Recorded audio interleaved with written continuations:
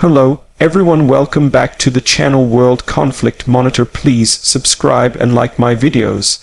Today we are diving deep into one of the most shocking developments of the Russia-Ukraine war, Ukrainian drones striking Moscow's ultra-modern city towers, a complex worth over $1.2 billion.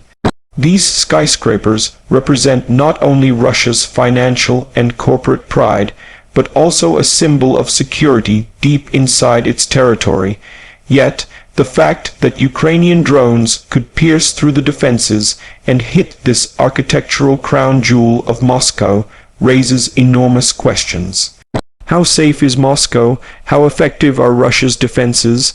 And what does this strike tell us about Ukraine's strategy going forward? In this full breakdown, we will look at the exterior, interior, performance, safety features, unique selling points, price, and conclude by analyzing the bigger implications of this daring strike. The exterior of Moscow city towers was designed to reflect Russia's ambitions of being part of the global elite. Glass, steel, and futuristic curves define these skyscrapers. From the outside, they shine as symbols of wealth and luxury.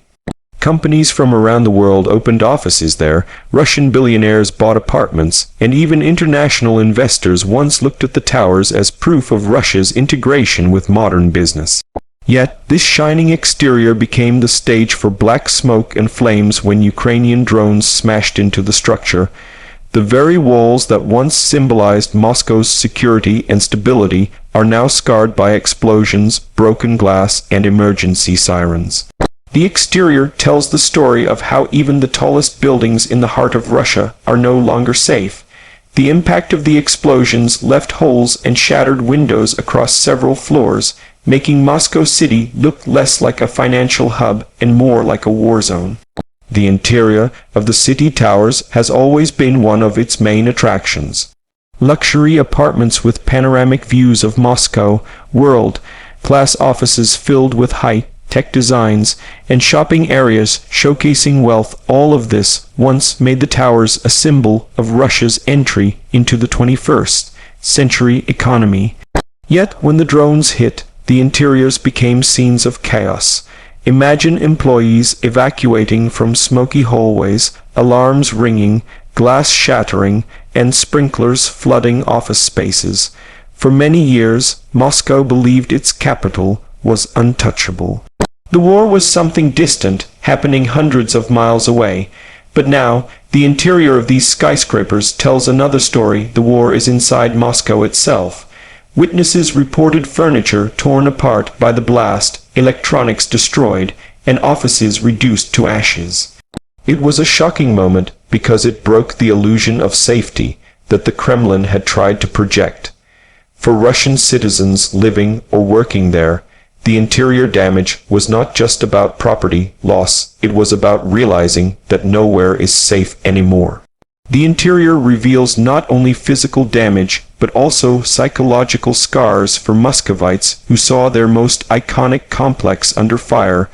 The performance of Ukraine's drone campaign has stunned military analysts. These drones are not massive bombers or fighter jets, they are relatively small, cheap, and often custom-built machines, yet their performance in targeting Moscow has been remarkable.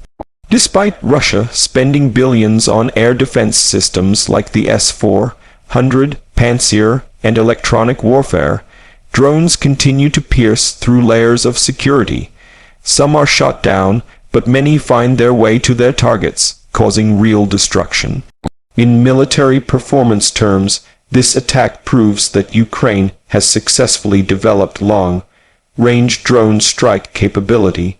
From hundreds of kilometers away, Ukrainian operators can launch waves of drones that travel deep into Russian airspace.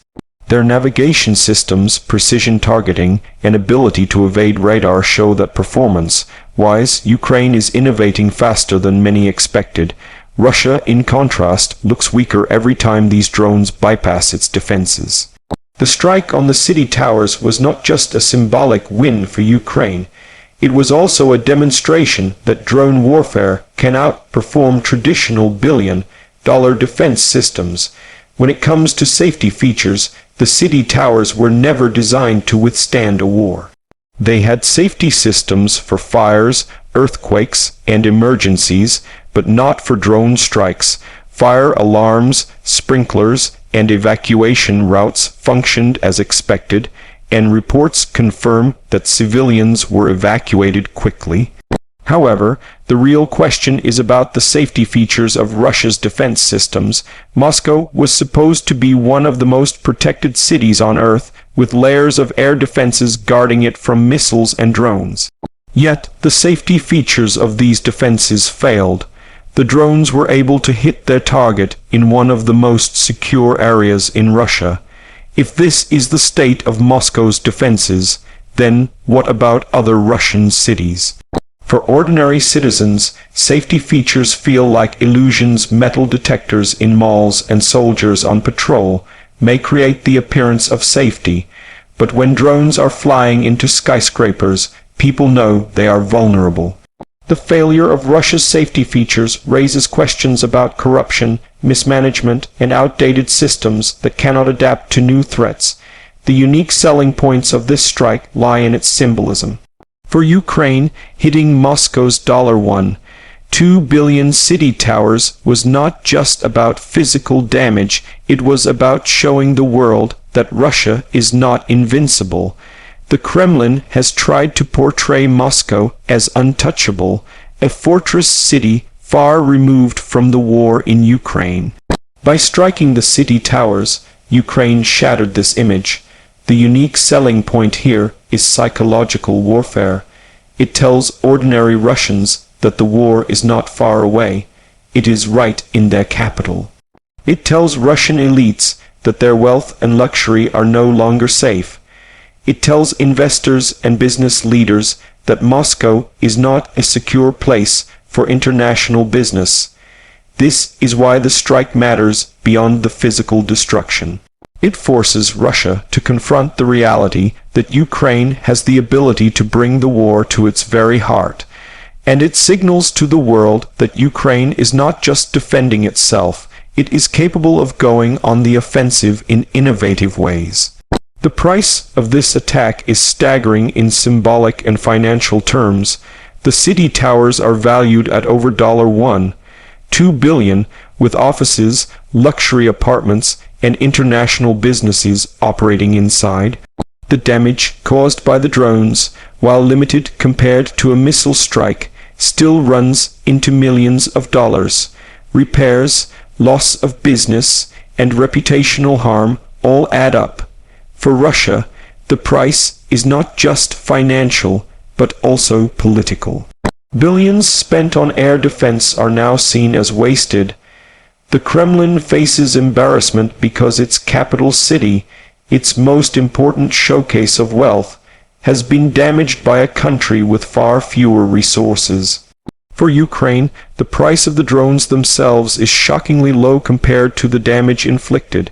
Some of these drones cost only tens of thousands of dollars, making them extremely cost-effective weapons. In a war of economics, the price of this strike favors Ukraine enormously. Cheap drones taking down billion-dollar prestige projects is the definition of asymmetric warfare. In conclusion, the strike on Moscow's city towers marks a turning point in the Russia-Ukraine war. It shows that the war is no longer confined to front lines in Donbas or Crimea. It is now hitting Moscow itself.